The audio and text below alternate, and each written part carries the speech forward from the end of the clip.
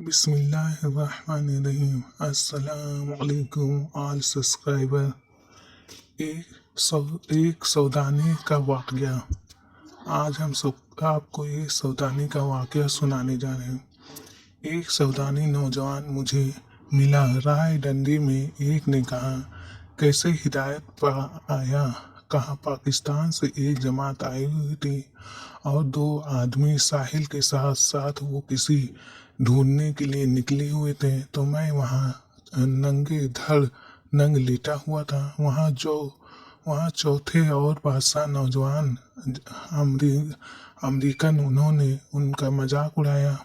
شور ہوا تو میں نے جو اٹھ کر دیکھا، مسلمان تو چھپنا نہیں، 10 کروڑ میں پتہ لگ جاتا ہے کہ مسلمان بیٹا ہے۔ ہمیں تو بتانا پڑتا ہے، جی میں مسلمان ہوں۔ مسلمان کو تو ایک پہچان ہے۔ میں نے دیکھا، اوے یہ تو مسلمان ہیں۔ میں ویسے ہی ننگ دھڑ ان کے پیچھے پہنچا۔ میں نے کہا، السلام علیکم، میں مسلمان ہوں۔ میری غیرت کو جوش آیا، ایک بے عزتی کی گئی۔ آپ کہاں ٹھہرے ہیں؟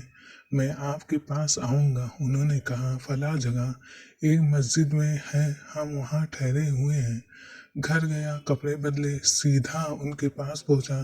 پہلی مجلس میں ایسی توبہ کی کہ پوری زندگی بدل گئی۔ آج وہی توبہ ہم سے اللہ کی راہ میں نکلنے کی توفیق دیتا ہے اور ہم اللہ کی راہ میں نکل کر دین کی خدمت میں کرتے ہیں۔ دوسرا ہے فرمان عمر رضی اللہ تعالیٰ عنہ، چلا لگا لو فائدہ ہوگا۔ دوسرا واقعہ ہے، حضرت عمر نے کہا، اللہ کے بندے، چلا تو پورا کر ہی لیتے تو ایسا کوئی بے اصل بھی نہیں کہ اٹھا کے چلا مانگنا شروع کر دیا۔ پھر ایک اور حدیث ہے، من خلص رب العبا، جو ایک چلا اللہ کو دے دے، اللہ اس کے دل کو حکمت سے بھر دیتا ہے، اور اتنا بھرتا ہے کہ وہ چشمے بن کے اس کی زبان سے جاری ہو جاتی ہے۔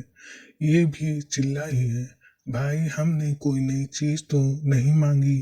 اگر سارے عالم میں پھرنا ہے تو اس کے لیے بھائی سال کی جماعتیں بن گئی۔ اللہ کے رسول نے صلی اللہ علیہ وسلم، خود حدیث پاک میں آتا ہے کہ آپ صلی اللہ علیہ وسلم نے فرمایا، جو 40 دن تکبر اولا سے نماز پڑھے، جہنم سے نجات نفاقی سے بری ہو جائے گا۔ یہ چلا کیوں کہا؟ جو 40 نمازیں میری مسجد میں پڑھیں، میری شفاعت کے لیے واجب ہو جائے گی۔ 40 نمازیں کہیں، 50 کیوں نہیں کہیں؟ تو کوئی خصوصیت تو ہے۔ حضرت عمر کے زمانے میں ایک شخص جہاد کے راستے سے واپس آیا۔ آپ صلی اللہ علیہ وسلم نے فرمایا، کتنے دن کے بعد آئے ہو؟ کہا، 1 مہینے کے بعد۔ حضرت چلا کہاں سے لایا ہوا ہے؟ ایک عرب کہنے لگا، چلا کہاں سے لائے ہو؟ میں نے کہا، آدم علیہ السلام کا پتلا پڑا ہوا رہا، 40 سال بھر روح ڈالی۔ آدم علیہ السلام کا پتلا پڑا ہوا رہا 40 سال، پھر روح ڈالی، پھر ان کو رلایا توبہ کے لیے 40 سال، پھر توبہ قبول کی۔ ان کے 2 چلے تو 40 سال کے لگے۔ آگے حضرت ابراہیم علیہ السلام کو آگ کے ڈھیر پر بٹھایا 40 دن، موسیٰ علیہ السلام کو کوہ طور پر پھینکا، پر فاطم 40 دن بٹھایا، 40 دن طور پر رکھا اور 7 روزہ رکھا، چلے کا روزہ۔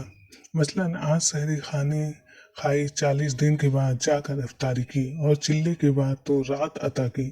یونس علیہ السلام کو مچھلی کے پیٹ میں رکھا تو 40 دن رکھا۔